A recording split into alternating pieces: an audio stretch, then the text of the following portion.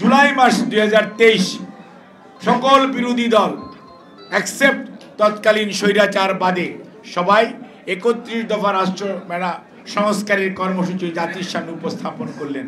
অর্থাৎ বিএনপি চিন্তা করে অ্যাহেড অফ আদার পিপল, অর্থাৎ বিএনপি হচ্ছে শহীদ জিয়া যেমন স্বাধীনতা ঘোষণা করেছেন, অনেকে ঘোষণা করতে সাহস করেন নাই, আত্মসমর্পণ করেছেন, পালিয়ে গেছেন, কিন্তু বিএনপি কিন্তু এগিয়ে গেছে। ঠিক একইভাবে বেগম খালেদা জিয়া পার্লামেন্টারি ডেমোক্রেসি এই দেশে এস্টাবলিশ করেছেন, নির্দলীয় নিরপেক্ষ সরকারের অধীন জাতীয় নির্বাচন হবে তার প্রভিশন কনস্টিটিউশনে সন্নিবেশিত করেছেন দেশনেত্রী বেগম খালেদা জিয়া। অর্থাৎ এই দেশের ভালো কিছু, এই দেশের উন্নয়ন অগ্রগতির প্রত্যেকটার পিছনেই শহীদ জিয়া, খালেদা জিয়া এবং বাংলাদেশ জাতীয়তাবাদী দল। তারই ধারাবাহিকতায় আজকে আমাদের নেতা দেশনায়ক তারেক রহমান উপস্থাপন করেছেন। আজকে অনেকেই সংস্কারের কথা বলছেন, আলহামদুলিল্লাহ আমরা সাধুবাদ জানাই।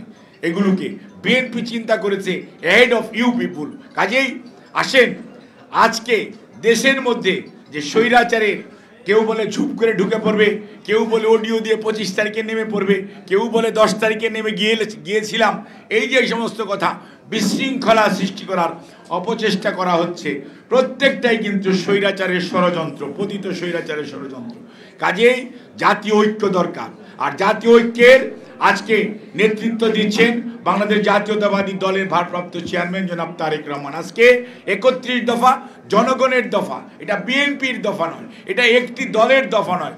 আমরা যারা যুগপৎ আন্দোলনে ছিলাম তাদের সবার দফা হচ্ছে 31 দফা রাষ্ট্র সংস্কারের কর্মসূচি। আর মানুষের অধিকার ফেরত দেওয়ার জন্য যে আন্দোলন, এই আন্দোলনের নেতা দেশনায়ক জনাব তারেক রহমান, ওনার নেতৃত্ব আজকে কি পরিমাণ প্রতিষ্ঠিত।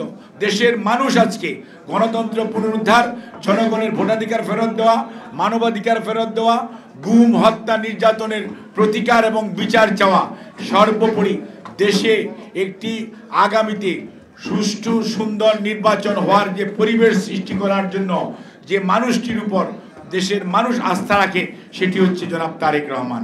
কাজে আমরা মনে করি আজকে ঠিক 2024-এ সেই 75-এর আমাদের যে চেতনা, অর্থাৎ জাতীয় ঐক্য, এবং যদি ঐক্যবদ্ধ আমরা থাকি আমাদের গণতন্ত্র নিয়ে কেউ ষড়যন্ত্র করতে পারবে না। আর আমরা যদি বিভাজিত থাকি তাহলে এই ষড়যন্ত্রকারীরা সুযোগ পাবে।